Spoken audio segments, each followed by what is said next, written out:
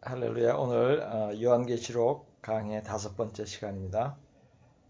저번 시간까지 7교회에 대해서 살펴봤는데 그 7교회에 대해서 간단히 복습을 하고 그 다음으로 넘어가겠습니다.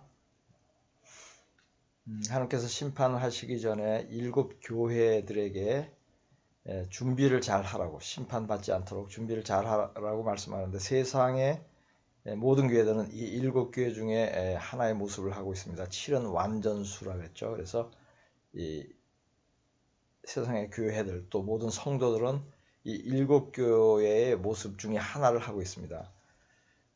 우선 그 첫째로 에베소 교회. 에베소 교회는 처음에 뜨거웠던, 하나님에 대한 사랑이 뜨거웠던, 믿음이 좋았던 그런 교회인데, 믿음이 점점 식어진 것을 회개하라 그랬어요. 이 교회에서 칭찬을 받은 것은 거짓 사도 또 거짓 가르침을 잘 분별했어요.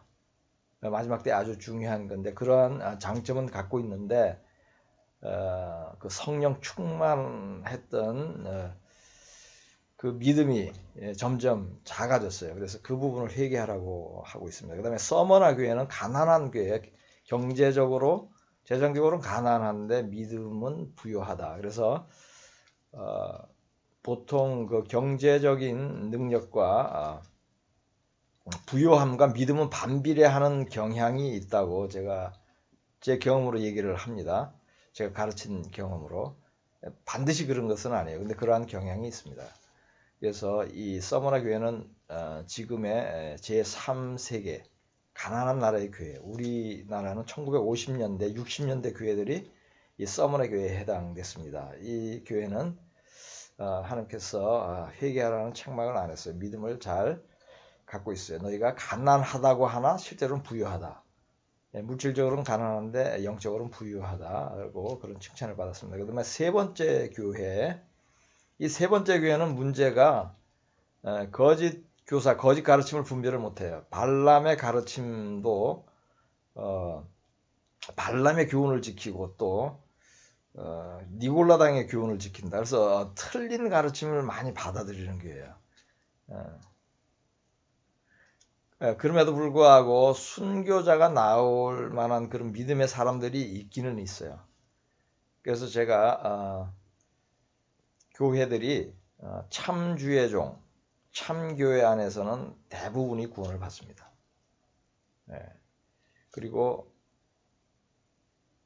거짓교회에서는, 거짓 교사가 있는 교회에서는 대부분 구원을 못 받아요. 그 얘기는 뭐냐면 극소수의 구원받는 사람이 거짓교회 안에도 있다는 것이에요. 그것을 버가모 교회에서도 볼 수가 있습니다. 그 다음에 두아디라 교회, 여기도 지금 내 나중 행위가 처음 것보다 많도다. 지금 이 교회는 믿음이 자라고는 있는 교회예요. 믿음이 성장하는 교회예요. 에베소 교회하고 반대죠. 내 나중 행위가 처음보다 나은데 또 여기도 자칭 선지자라 하는 이세벨을 용납했대요. 여기도 이제 쉽게 얘기하면 거짓 목사를 분별하지 못하고 용납을 한 것이에요. 그런데 이 교회도 또 믿음을 잘 지키는 사람이 있다고 그렇게 말씀을 했습니다. 그 다음에 사대교회, 사대교회는 내 행위에 온전한 것을 찾지 못하였노라. 가장 책망을 많이 받은 교회예요. 여기는 주님이 언제 오실지 모르는 곳입니다. 도둑같이 이른데요, 이 사대교회. 그 다음에 빌라델피아 교회, 빌라델피아 교회는 휴거되는 교회의 모델이라 그랬죠. 상징이라 그랬죠. 그래서 이 교회는 인내의 말씀을 지키는, 하나님의 말씀을 잘 지키는, 계명을 잘 지키고 거룩하게 사는 그런 성도들이에요. 빌라델피아 교회. 그래서 이런 사람들은 시험의 때를 면하게 한다 그래요. 그리고 내가 속히 오리니, 속히 온다는 말을 듣는 교회예요. 이것이 아주 중요한 포인트라 그랬죠. 그래서 우리는 빌라델피아 교회의 모습을 해야 됩니다. 그래서 저희 교회 이름도 김포 빌라델비아 교회를 지었어요. 예. 실제로 성경에 나오는 빌라델비아 교회처럼 준비된 교회, 휴거되는 교회를 소망하면서 지은 하나님께서 주신 이름입니다. 그 다음에 라오디아 교회, 여기는 부유해요. 물질적으로는 부유한데 영적으로는 빈곤해요. 서머나 교회하고 반대되는 교회인데 이것이 대한민국이나 미국이나 서유럽 같은 그 선진국들의 교회가 여기에 해당이 됩니다. 그래서 이런 라디아 교회들은 회개를 해야 돼요. 연단을 하래요. 스스로 연단을 하라 그랬죠. 물질에 대한 욕심도 버리고 가난한 자에게 나눠주고 또 말씀과 기도에 열심을 해서 안약을 진리를 좀 잘 알고 흰 옷을 사서 입어라. 거룩하게 살아라. 이러한 말씀을 주었습니다. 그래서 우리 7교회를 다 보았는데 여러분 각자가 어느 교회인지 한번 조명해 보시고 모두 빌라델비아 교회가 되기를 바랍니다. 그리고 여기서 특별히 중요한 것은 10절, 11절, 3장 10절, 11절 말씀 빌라델비아 교회에게 주신 말씀이에요. 인내의 말씀을 잘 지켜야 된다는 것과 그 다음에 내가 속히 오리니 속히 온다는 그 말씀을 잘 붙잡고 믿음 생활을 해야 됩니다.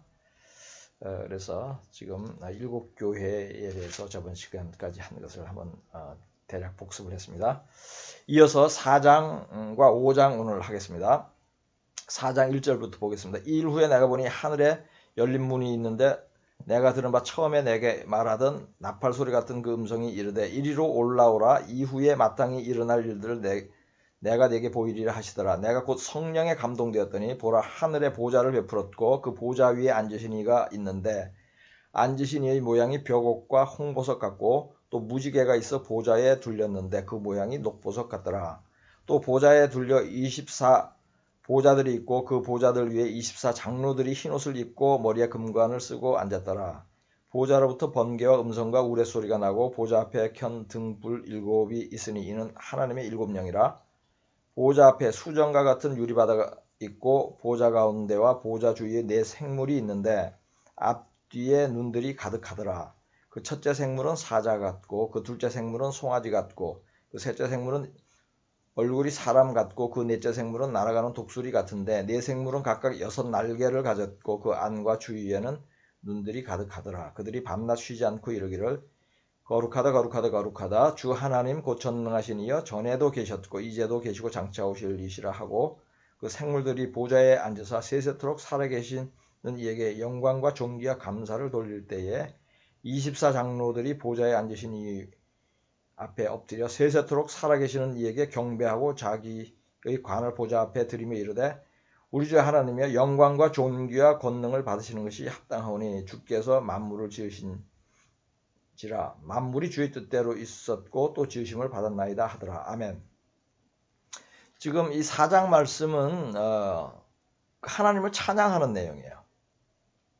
그리고 5장에는 예수 그리스도를 찬양하는 내용입니다. 이는 마치 지금 전쟁을 나가는 군인들이 그 사령관에게 또는 왕에게 사열을 하고 이렇게 출발하는 듯한 그러한 그 의미입니다. 지금 7교회에게 이제 심판을 하겠다고 이제 편지를 보냈어요. 그 다음에 이제 심판이 6장에서부터 시작이 되는데 4장, 5장에는 하나님께 찬양하고 예수님께 찬양하는 그러한 내용입니다.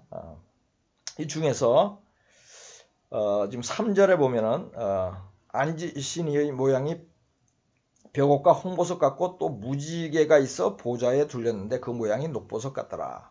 지금 이 앉으신 이는 여호와 하나님 아버지시죠. 하나님께서 앉아 있는데 우리가 그 무지개, 성경에서 무지개가 어떤 의미로 쓰이는지를 알아보겠습니다. 우선 무지개는 노아 때 홍수 심판을 받고 하나님께서 앞으로는 홍수로 심판을 하지 않겠다는 약속으로 그 언약으로 무지개를 보여줍니다. 창세기 9장 13절 한번 보겠습니다. 창세기 9장 13절.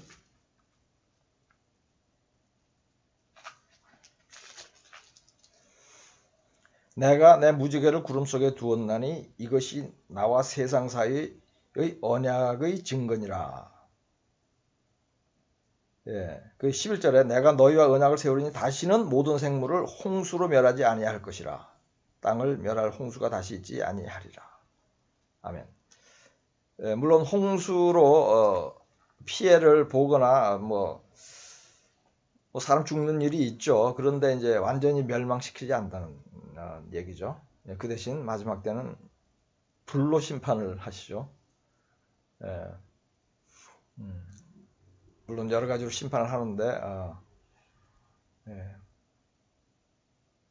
불의 심판이 많습니다. 또 지진도 있고 뜨거운 해로 태우게 하고 뭐 홍수의 심판은 없습니다. 그 언약의 의미로 무지개를 사용하고 그 다음에 또 어떤 의미로 무지개가 사용되는지 에스겔서 1장 28절을 보겠습니다. 에스겔서 1장 28절.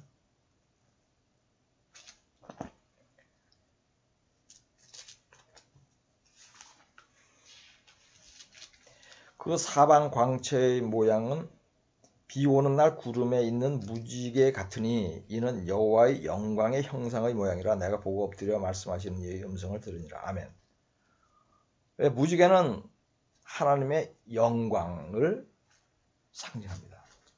그래서 무지개가 보이는 것은 좋은 것이에요. 그리고 무지개 아름답죠. 빨주노초 파란보. 하나님의 영광을 상징하는 의미로 성경은 또 무지개를 사용합니다. 그 두 가지 의미, 하나님의 언약의 의미, 또 하나님의 영광을 나타내는 의미로 무지개를 보여줍니다. 4절에 또 보좌에 둘려 24보좌들이 있고 그 보좌들을 위해 24장로들이 흰옷을 입고 머리에 금관을 쓰고 앉았더라. 이 천국에 24장로들이 있는데 장로들이 이사야서에도 나옵니다. 이사야서 24장 23절 보겠습니다.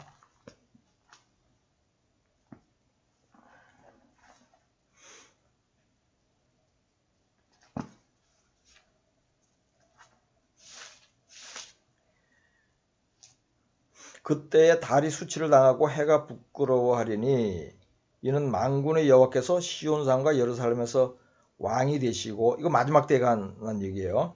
그 장로들 앞에서 영광을 나타낼 것임이라. 장로들이 있어요. 마지막 때에 장로들 앞에서 영광을 나타낸다는 표현이 있죠. 그러면 이 24장로가 누구냐? 숫자가 정해져 있죠. 24. 근데 성경에서 이 24를 구성하는 것은 12지파와 12제자, 이것이 가장 적절합니다. 장로들은 하나님 가장 가까이에서 경배를 해요. 그 가장 어른들이에요. 그 모임 중에서. 교회도 그렇죠. 근데 24장로들이 흰옷을 입고 머리에 금관을 쓰고 앉았더라.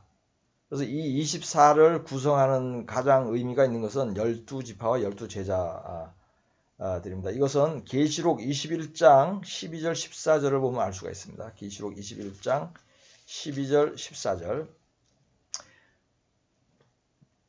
크고 높은 성곽이 있고 12문이 있는데 문에 12천사가 있고 그 문들 위에 이름을 썼으니 이스라엘 자손 12지파의 이름들이라. 아멘. 천국에 문이 있는데 거기에 이름이 12지파 이름이에요. 아주 영광스러운 거죠. 12지파. 아주 존귀함을 받는, 가장 존귀함을 받는 사람들이에요. 12지파가. 그 다음에 14절에 가면 그 성의 성곽에는 12기초석이 있고 그 위에는 어린 양의 12사도의 12이름이 있더라. 문에는 12지파의 이름, 그 다음에 그 기초석, 성을 세울 때 처음에 그 놓는 돌이 있죠. 그것이 아주 튼튼하고 단단해야 됩니다. 그 돌에는 12제자의 12사도의 이름이 있어요. 그래서 천국에서 벌써 그 이름들이 새겨져 있다. 천국 문과 기초석에. 그러면 가장 존귀한 자들이 12지파와 12제자들이다. 이제 그렇게 해서 연결을 하면 이 24장로는 12지파와 12제자라는 것을 우리가 알 수 있습니다. 그리고 6절에 가면은 보좌 앞에 수정과 같은 유리 바다가 있고 보좌 가운데와 보좌 주위에 네 생물이 있는데 앞뒤에 눈들이 가득하더라. 그 첫째 생물은 사자 같고 둘째 생물은 송아지 같고 그 셋째 생물은 얼굴이 사람 같고 그 넷째 생물은 날아가는 독수리 같은데 네 생물은 각각 6날개를 가졌고 그 안과 주위에 눈들이 가득하더라. 그들이 밤낮 쉬지 않고 이러기를 거룩하다 거룩하다 거룩하다. 주 하나님 곧 전능하신 이여 전에도 계셨고 이제도 계시고 장차 오실 이시라 하고. 아멘. 지금 보좌 앞에 24장로가 있는데 또 네 생물이 있어요. 우리 원래 생물 인간 외에는 천국에 가지 뭐 구원받고 구원받지 않고 하는 것이 없어요. 그냥 소멸됩니다. 소멸이 되는데 지금 네 생물들이 그것도 보좌 가까이에 있대요. 이것은 무슨 의미냐면은 모든 피조물을 대표하는 거예요. 우리가 하나님의 모든 피조물들이 찬양한다 그러죠. 시냇물도 나뭇잎도 뭐 찬양을 한다 이런 표현이 있잖아요. 모든 피조물이 찬양을 하는데 그 중에서도 생물들 있죠. 그것을 보겠습니다. 첫째 생물은 사자 같고 이것은 들짐승을 대표하겠죠. 둘째 생물은 송아지 같고 이건 가축 종류. 가축 종류의 대표. 그 다음에 생물은 얼굴이 사람 같고 모든 사람들이 찬양해야 되죠. 찬양하죠. 인간들이. 그 인간의 대표예요. 그 다음에 넷째 생물은 날아가는 독수리가 이것은 이제 조류의 대표죠. 새 종류들의. 그래서 이 피조물들, 살아있는 피조물들, 생물체들의 대표다. 이들이 대표적으로 하나님을 지금 찬양을 하고 있다. 이렇게 보시면 돼요. 그래서 하나님 가까이서 찬양을 하는 거예요. 그러면 지금 보면은 크게 두 부류죠. 24장로와 네 생물이 보좌 가장 가까이서 찬양을 해요. 그럼 네 생물들은 이제 피조물들, 우리 피조물들을 대표한다 그러면 그럼 24장로는 누구를 대표하느냐? 12지파. 구원받은 자들, 이스라엘을 대표하겠죠. 그죠? 12지파니까. 그 다음에 12제자는 누구를 대표할까요? 제자들은 이방으로 나가서 전도를 했죠. 이방 나라로 흩어져서. 그래서 구원받은 이방 사람들을 대표하지 않나. 이렇게. 그래서 구원받은 자들을 대표하는 그 24장로. 그 다음에 모든 피조물을 대표하는 네 생물. 이렇게 이해를 하시면 좋겠습니다.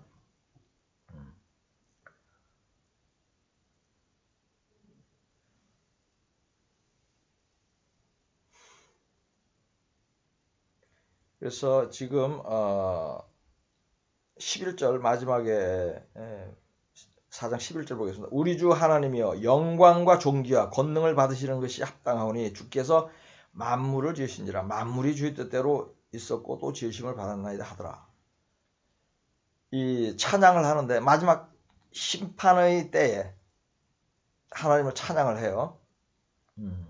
근데 하나님을 찬양하는 이 마지막 때 심판의 이제 때가 되었으니 또 영광을 돌리라 그런 의미가 있어요. 이제 심판의 때가 되어서 하나님 심판하신다. 우리 하나님께 영광을 돌리자. 심판하시는 심판주 여 하나님 아버지를 우리가 찬양을 해야 됩니다. 그런데 이 마지막 때 찬양하는 모습이 예레미야서에도 나와요. 예레미야서 13장 16절 보겠습니다. 예레미야서 13장 16절.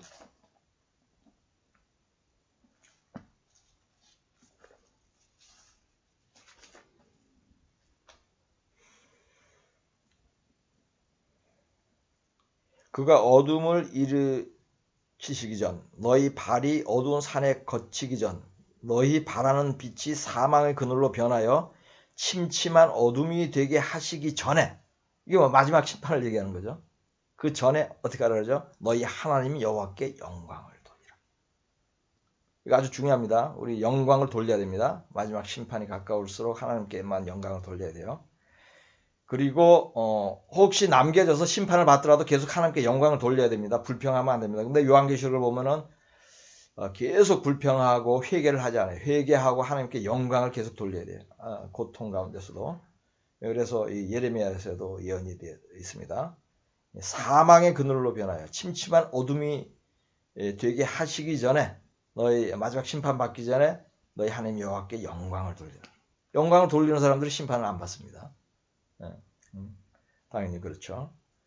그래서 영광과 존귀와 권능을 받으시는 것이 합당하다. 그래서 4장에는 하나님께 이제 찬양을 드리는 장면이고, 그 다음에 5장 보겠습니다. 내가 보매 보좌에 앉으신 이의 오른손에 두루마리가 있으니 안팎으로 썩고 7인으로 봉하였더라.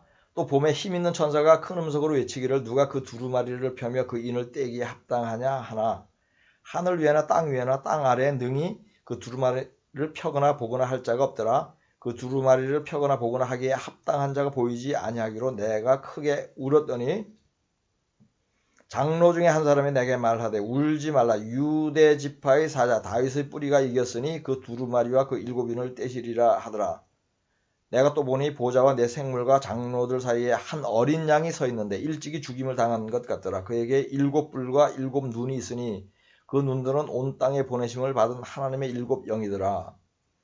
그 어린 양이 나와서 보좌에 앉으신 이의 오른손에서 두루마리를 취하시니라. 그 두루마리를 취하심에 내 생물과 24장로들이 그 어린 양 앞에 엎드려 각각 검은과 향이 가득한 금대접을 가졌으니 이 향은 성도의 기도들이라. 그들이 새 노래를 불러 이르되 두루마리를 가지시고 그 인봉을 떼기에 합당하시도다. 일찍이 죽임을 당하사 각 족속과 방언과 백성과 나라 가운데서 사람들의 피로 사서 하나님께 드리시고 그들로 우리 하나님 앞에서 나라와 제사장들을 삼으셨으니 그들이 땅에서 왕노릇 하리로다 하더라. 내가 또 보고 들음에 보좌와 생물들과 장로들을 둘러선 많은 천사의 음성이 있으니 그 수가 만만이요 천천이라 큰 음성으로 이르되 죽임을 당하신 어린 양은 능력과 부와 지혜와 힘과 존귀와 영광과 찬송을 받으시기에 합당하도다 하더라. 내가 또 들으니 하늘 위에와 땅 위에와 땅 아래와 바다 위에와 또 그 가운데 모든 피조물이 이르되 보좌에 앉으신 이와 어린 양에게 찬송과 존귀와 영광과 권능을 세세토록 돌릴지어다 하니 내 생물이 이르되 아멘 하고 장로들은 엎드려 경배하더라. 아멘. 지금 보좌에 앉으시니 오른손에 두루마리가 있대요. 그건 하나님이 이제 두루마리를 내게 심판할 두루마리예요. 그 두루마리의 인을 떼서 이제 누군가 심판을 해야 돼요. 그런데 요한이 그 환상 가운데서 꿈 가운데서 이렇게 느낀 거예요. 저거 누가 떼야 되는데 저 두루마리를 펴야 되는데 거기 합당한 사람이 안 보이는 거예요. 요한이 보니까. 그래서 울었대요. 그래서 성령의 감동을 받은 거죠. 꿈속에서도 저것을 누군가 떼어가지고 지금 뭔가를 해야 되는데 심판을 해야 되는데 떼릴 사람이 없어서 막 우는데 이제 장로 중에 한 사람이 얘기를 했대요. 내게 말하되 울지 말라. 유대 지파의 사자 다윗의 뿌리가 5절입니다. 5장 5절 뿌리가 이겼으니 그 두루마리와 그 7인을 떼시리라 하더라. 여기서 또 재미있는 그 포인트가 있습니다. 지금 예수 그리스도는요, 지금 이 땅에 오셔서 십자가에 못 박혀서 죽으시고 하나님 우편에 앉아 계시는데 아직도 그 정체성이 누구냐면요, 유대 지파의 사자 다윗의 뿌리예요. 유대인이에요. 하나님이시지만은 그 정체성이 지금 유대 지파의 사람으로서의 정체성을 갖고 있어요. 우리가 싫든 좋든 하여튼 유대인이에요. 지금 예수님이. 좀 이게 독특한 그 의미가 있습니다. 여기에. 7인을 떼시리라. 그러니까 예수님이 심판의 주체다. 이제 이것을 보여주는 거죠. 6절 보겠습니다. 내가 또 보니 보좌와 내 생물과 장로들 사이에, 아까 얘기했죠. 내 생물과 장로들이 하나님 가장 가까이 있는 사람들입니다. 한 어린 양이 서 있는데, 예수 그리스도죠. 일찍이 죽임을 당한 것 같더라. 그에게 7뿔과 7눈이 있으니, 예수님이 뿔이 7개 있고 눈이 7개 있대요. 좀 모습이 이상할 것 같은데 이것은 이제 상징적인 의미, 그렇게 봤는데 뿔은 능력을, 권능을 상징합니다. 그래서 큰 권능을 가졌다. 그래서 7뿔을 보여주신 거예요. 그 다음에 눈, 7눈이래요. 눈은 뭐죠? 보는 것이죠. 지혜, 지식을 의미해요. 진리를 깨닫는 거. 지혜와 지식이 많다. 그래서 예수님은 지혜와 지식으로 가득 차 있고 그 다음에 권능이 있으신 분이죠. 그래서 7뿔과 7눈을 얘기합니다. 근데 이 눈들은 온 땅에 보내심을 받은 하나님의 7영이더라. 7영에 대해서 계속 나오는데 그것은 뭐 영의 종류가 7가지가 아니라 성령의 완전함, 완벽함을 의미하는 것이죠. 그래서 7영으로 이렇게 표현을 많이 합니다. 그리고 여기도 보면은 7눈이 있으니 이 7뿔과 7눈이 있으니 이 눈들은 이렇게 되어 있는데 이 뿔과 눈들은 이렇게 되어 있습니다. 정확하게는 뭐 영어로 보면 그런 것이 좀 구분이 돼요. 그에게 7뿔과 7눈이 있으니 이 뿔과 눈들은 온 땅에 보내심을 받은 하나님의 7영이더라. 8절에 보면 그 두루마리를 취하시며 네 생물과 24장로들이 그 어린 양 앞에 엎드려.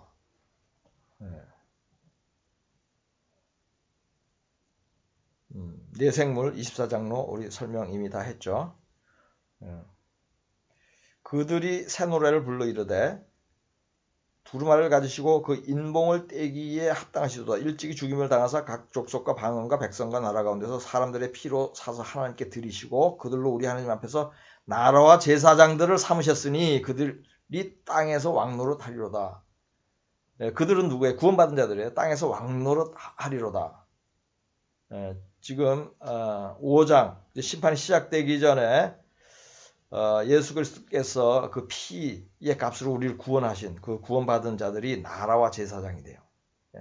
되고 땅에서 왕노릇하리로다. 이것은 요한계시록 20장에도 나옵니다. 요한계시록 20장 4절 6절 보겠습니다.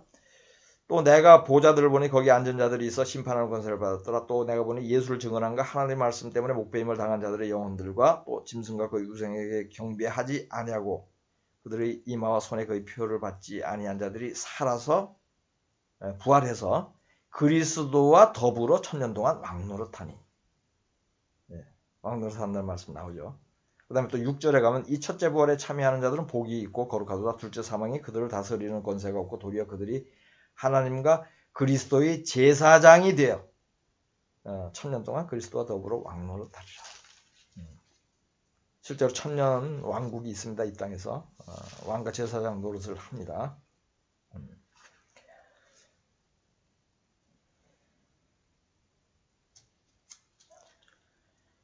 그래서 지금 이제 어린 양 예수 그리스도를 찬양하는 내용인데 마지막 13절 5장 13절 보겠습니다. 내가 또 들으니 하늘 위와 땅 위에와 땅 아래와 바다 위에와 또 그 가운데 모든 피조물이 이르되 보좌에 앉으신 이와 어린 양에게 찬송과 존귀와 영광과 권능을 세세토록 돌릴지어다 하니. 아멘. 지금 영광을 하나님께 안 돌리는 예가 성경에 나오죠. 그 예를 보겠습니다. 사도행전 12장 23절. 사도행전 12장 23절.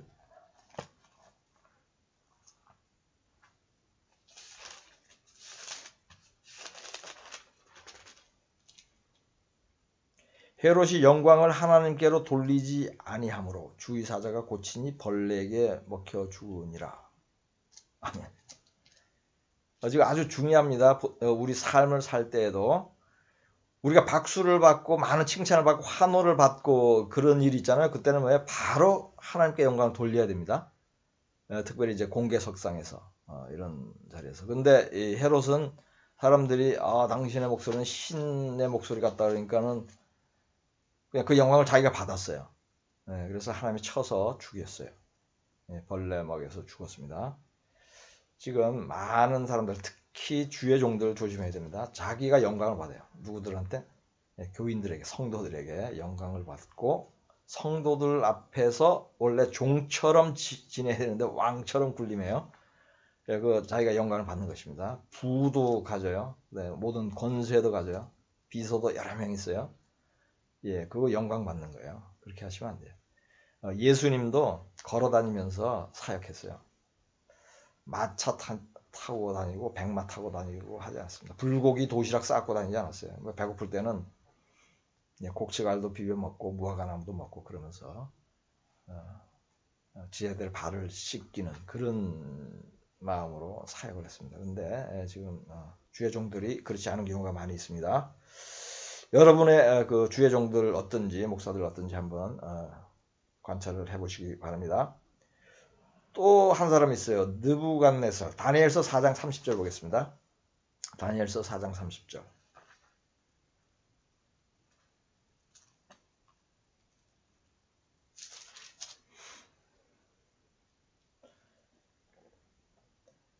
느부갓네살 왕이 말하는 거예요. 나 왕이 말하여 이르되 이 큰 바벨론은 내가 능력과 건설을 건설하여 나의 도성으로 삼고 이것으로 내 위엄의 영광을 나타내는 것이 아니냐 했더니, 영어로 그러죠. 미미미. 아주 이기적인 사람을 그래. 전부 자기 위주에 내가 그랬어. 내가 모두 했다 그래요. 그럴 때의 31절 말씀, 이 말이 아직도 나 왕의 입에 있을 때 하늘에서 소리가 내려 이르되 느부갓네살 왕아 네게 말하노니 나라의 왕위가 네게서 떠났느니라. 그래서 짐승처럼 7년을 살다가 하나님께 영광, 회개하고 하나님의 영광을 돌릴 때 다시 복귀가 돼요. 기회는 있습니다. 그래서 37절에 다니엘 4장 37절에 그러므로 지금 나 느부갓네살은 하늘의 왕을 찬양하며 칭송하며 경배하노니, 이렇게 바뀌었어요 사람이. 우리는 이렇게 심판 받기 전에, 벌을 받기 전에 하나님께 찬양하고 하나님께 영광을 항상 돌려야 됩니다. 특별히 남들이 칭찬을 할 때에. 우리 5장 14절 마지막 구절입니다. 내 생물이 이르되 아멘하고 장로들은 엎드려 경배하더라. 아멘. 계속 내 생물과 장로들이 그 천국에서 대표되는 것을 지금 계속 얘기하고 있죠. 온 피조물이 다 찬양을 하는 거예요. 그래서 오늘 4장 5장까지 했는데, 여기 사실은 강의 5번째 시간인데 6번째부터는 16번째까지는 이미 지금 유튜브에 올려놨습니다. 제가 1번부터 5번까지는 녹화가 잘 안 됐어요. 그래서 어떻게 날짜는 거꾸로 1번부터 5번을 늦게 올렸는데, 하여튼 그 번호가 있으니까 요한계시록 강의 1, 2, 3, 4, 5. 그래서 오늘 5번까지 하고 6번부터 16번까지는 이미 올라가 있습니다. 그래서 연결해서 계속 들으시면 됩니다. 그리고 마지막 강의 17번은 내일 할 겁니다. 그 날짜로 따지면 12월 4일 토요일에 마지막 17번 강의가 갈 것입니다. 그래서 지금 이제 요한계시록 강의가 오늘 5번 강의를 마쳤고, 그 다음에 이제 내일이면 17번 강의 다 끝나는데, 다시 한번 이제 중요한 말씀 한번 정리하겠습니다. 요한계시록 1장 3절 말씀 아주 중요하다 그랬죠. 이 말씀을 지키고, 그죠? 듣고, 이 예언의 말씀을 읽는 자와 듣는 자와 그 가운데 기록한 것을 지키는 자는 복이 있나니 때가 가까웁니다. 그러니까 아무리 강조해도 지나치지 않을 만큼 중요한 말씀입니다. 이것은 요한계시록이야말로 마지막 때에 가장 열심히 공부하고 그 말씀대로 지켜야 된다. 그런 뜻이 있어요. 그 다음에 요한계시록은 주님 오심에 관한, 심판에 관한 얘기예요. 그래서 주님 오시는 거, 휴거가 1장 7절에 바로 나오죠. 이게 휴거입니다. 7절. 볼지어다 그가 구름을 타고 오시리라. 각 사람의 눈이 그를 보겠고 그를 찌른 자들도 볼 것이요 땅에 있는 모든 족속이 그로 말미암아 애곡하리니 그러하리라. 아멘. 아주 중요하다 그랬죠. 특별히 이방인과 유대인, 그를 찌른 자를 구분해서, 이것은 뭐냐면 휴거 때 주님께서 공중에 오시는데 초자연적으로 전 인류가 예수님이 구세주이고 심판주인 것을 알게 되는 엄청난 사건이에요. 이때 유대인도 다 알게 돼요. 그리고 또 여기 애곡한다는 표현이 의미가 있다 그랬죠. 남겨진 자들이 애곡한 겁니다. 그 두 부류라 그랬죠. 예수를 전혀 안 믿다가 예수를 믿었어야 되는데 내가 남겨져서 이제 고난을 받겠구나, 그런 깨달음 있는 사람들이 한 부류고, 한 부류는 예수를 믿고 주님 오시면은 언제 오실지 모르지만 오시면은 자기는 휴거 될 거라고 여겼는데, 그런 믿음이 있을 거라고. 근데 그렇지 못한 사람들, 그런 부류들이 애곡을 하는 겁니다. 음. 그래서 이 말씀이 중요하다. 그 다음에 7교회에게 주신 말씀 중요한데 그 중에서 특별히 빌라델피아 교회에 주신 말씀 있죠. 그것이 3장 7절에서 13절까지인데 그 중에서 10절, 11절 말씀. 능력은 없더라도, 능력은 적더라도 아주 하나님의 말씀 그대로 순종하고, 이것은 계명을 지키는 거예요. 다른 것이 없습니다. 계명을 지켜. 그럼 계명은 뭐가 계명이냐? 하나님의 말씀이 전부 계명이에요. 10계명만 계명이 아닙니다. 그러면은 뭐 죄를 짓지 말라는 것도 있지만은 말씀을 주야로 묵상해라, 쉬지 않고 기도해라, 그다음에 가난한 자를 도와라, 여러 가지 말씀이 있잖아요. 그거 다 지킨 거예요. 빌라델피아. 이게 휴거되는 거예요. 빌라델피아. 그래서 작은 것 하나라도 다 체크해서 다 그대로 행할 때에 그런 교회가 휴거되는 빌라델피아 교회인데, 이 교회의 특징은 또 내가 속히 온다는 가르침이 있습니다. 11절에 내가 속히 오리니. 그래서 우리는 다른 교회이기보다도 빌라델피아 교회가 되어야 한다는 그 말씀 지금 합니다. 그리고 이제 요한 한 가지 더 말씀드리는 것은 요한계시록을 묵상할 때에 그 대전제 유의해야 될 것이 크게 두 가지가 있다 그랬죠. 그것은 발생 순서대로 기록되었다는 전제예요. 그것이 흔들리면 해석이 잘 안 됩니다. 물론 이것은 6번, 7번 계속 그 요한계시록 강의를 들으시면 다 이해가 돼요. 거기 제가 중간중간 설명을 합니다. 그 다음에 모든 성경이 마찬가지예요. 그런데 특별히 요한계시록은 더 중요한 것이 문자 그대로 대부분 해석을 해야 돼요. 그 다음에 비유나 상징이 분명한 것만 그것을 풀면 돼요. 예를 들어서 12장은 전체가 상징이에요. 12장. 그것은 이스라엘이 마지막 환란 때 보호받는 것을 그 비유로 설명한 거예요. 상징으로. 그 나머지는 대부분 사실적으로 해석을 하면 되고, 일부 아주 적은 부분만 상징이나 그 비유입니다. 이것이 왜 중요하냐면 특별히 요한계시록을 잘못 푸는 경우가, 비유나 상징을 잘못 푸는 경우도 있지만은 사실을 사실로 안 보고 비유라고 가정을 해서 풀어버려요. 그게 상당히 많아요. 그러니까는 여러 가지 그 다른 해석이 나오면서 혼란하게 되는 것입니다. 그리고 잘못된 어떤 그 흐름의 틀이 있어요. 전부 다 잘못되게 강해를 하니까 다 그것은 당연한 것을 받아들여서 그 책을 또 쓰는 사람들도 그거 다 그런 내용은 다 집어넣어요. 자기도. 그리고 자기가 조금 다른 내용들 좀 넣어가지고 자기가 새로 책을, 요한계시록 강해를 책을 쓰기도 하고 하는데, 그렇지 않습니다. 문자 그대로 국어 실력만 있어도 상당히 중요한 계시들이 열립니다. 그 국어 실력은 초등학교 5, 6학년 실력만 돼도 돼요. 그래서 그 말씀드리고, 그 다음에 한 가지 마지막으로 제가 이제 말씀드릴 것은, 요한계시록의 깊은 계시, 어려운 것들을 배우고 공부하는 것도 중요해요. 그거 알아야 됩니다. 알면 좋아요. 아주 유익합니다. 그런데 더 중요한 것은 요한계시록에서도 뭐예요? 요한계시록을 읽으면서 하라 하지 말라라는 내용이 있어요. 그건 몇 가지가 안 돼요. 그 하라는 것을 하고 하지 말라는 것을 안 하는 것, 그것이 가장 중요해요. 요한계시록도. 그래서 제가 몇 가지 말씀드릴게요. 첫째, 하라는 게 뭐예요? 요한계시록 공부를 열심히 하라 그러죠. 읽고 듣고 그대로 행하라 그래요. 그런 큰 말씀이 있고, 그 다음에 우리 이미 배운 데서 알 수 있지만은 회개하라 그러죠. 7교회 중에 5교회 회개하라 그래요. 뭐 이런 죄 저런 죄 자기가 부족한 것도 회개하라 그래요. 이 회개는 뭐 창세기부터 요한계시록까지 다 성경이 계속 얘기하는 거예요. 회개하고 예수를 믿어야지 구원받기 때문에 당연한 걸로 우리가 중요합니다. 요한계시록 마지막 때에도 마찬가지예요. 그 다음에 또 강조하는 것이 7교회 중에 3교회에게 거짓 가르침, 거짓 교사에게 왜 속느냐 하고 책망을 받아요. 거짓 교사, 거짓 목사에게 속으면 안 돼요. 이거 아주 중요한 가르침이에요. 마지막 때 미혹하는 자들이 누구죠? 네, 성경을 아는 자들이에요. 성경 가지고 가르치는 사람들이 미혹해요. 뭐 불교 신자, 불교의 승이나 무슬림이 미혹하지 않습니다. 그들은 아예 틀린 거예요. 종교가 틀려요. 틀린 사람들이에요. 그래서 성경을 가진 자들, 한마디로 얘기하면 목사들이 미혹하는 주체예요. 그렇기 때문에 거짓 목사를 잘 구분하는 거, 회개하라, 거짓 목사 잘 구분하라. 그 다음에 아주 중요한 것이 있는데 지금은 안 했어요.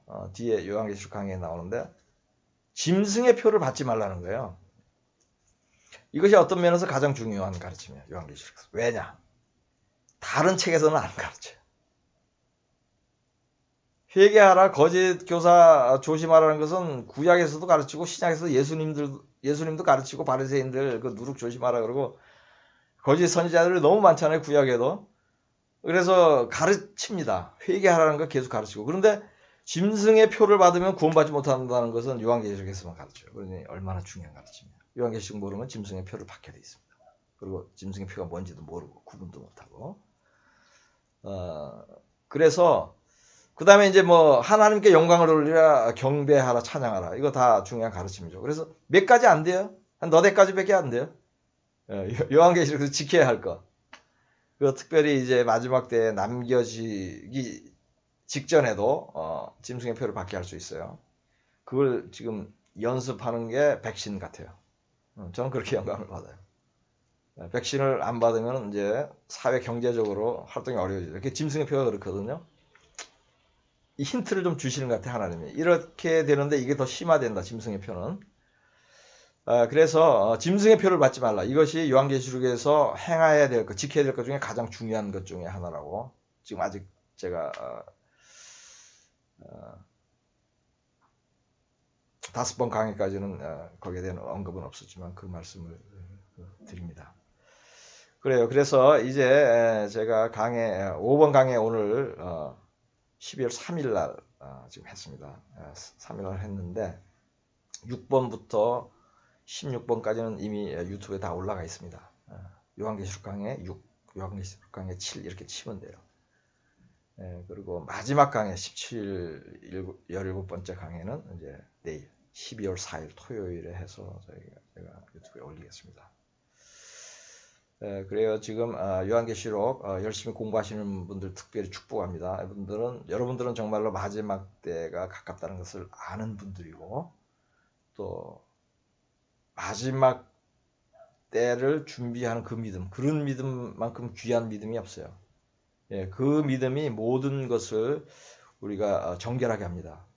예를 들어서 말씀과 기도에 깨어있으려고 거룩하게 살려고 그러고 계명을 지키려고 그러고 특별히 또 물질에 대한 그 욕심 내려놓게 하고 또 재물을 팔아서 또 가난한 자를 돕고 또 하나님께 헌물하고 그런 모든 삶들이 이 마지막 때를 주님이 오실 때가 가깝다는 것을 그것을 깨닫는 분들은 그러한 귀한 믿음이 와요. 그리고 정말로 제가 받는 영감은 너무너무 때가 가깝습니다. 이게 정말이에요. 아주 가까워요. 어떤 분들은 2000년 전에도 곧 오신다고 안 오셨다고 이렇게 약간 비웃듯이 얘기를 하는 분들도 있는데 그거 농담이라도 하지 마세요. 그 믿음이 없다는 증거예요. 누가 주님 곧 오실 것 같습니다. 그러면 아멘하고 대답하시고 저는 이렇게 얘기를 합니다. 2000년 전에도 곧 오신다 그랬으면 2000년이 지난 지금은 얼마나 더 곧 오시겠어요. 어찌됐든 언제 오시든 간에 지금 곧 오신다고 믿는 믿음 그건 아주 귀한 믿음이고 하나님 기뻐하시는 믿음입니다. 여러분 모두 그러한 믿음으로 구원받으시고 주님 오실 때 모두 휴거되고 들림 받으시기를 예수 그리스도의 이름으로 축복합니다. 감사합니다.